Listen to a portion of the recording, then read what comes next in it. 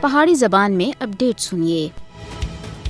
آج اقوام متحدہ دے حوالے نال عالمی دیہڑا منایا جا رہا ہے۔ کشمیری استصواب رائے دے متعلق اقوام متحدہ دی قرارداداں دے نفاذ دے واسطے انتظار کر رہے ہیں۔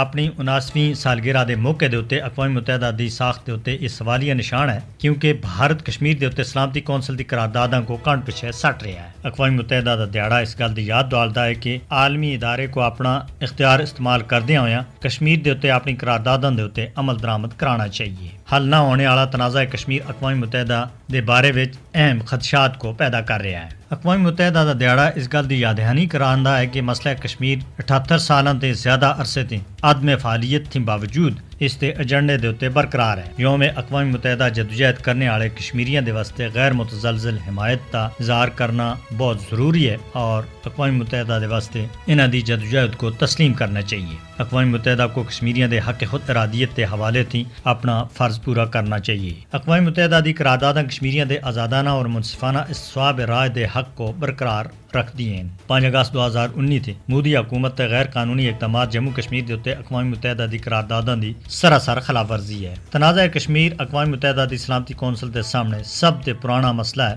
جس دے واسطے اقوام متحدہ دی کارروائی دی ضرورت ہے۔ اقوام متحدہ دی قرارداداں دے مطابق تنازع کشمیر دا حل جنوبی ایشیا وچ امن و استحکام دے واسطے بہت ضروری ہے، لہذا اقوام متحدہ کو مسئلہ کشمیر دے حل دے واسطے اپنا کردار ادا کرنا چاہیے۔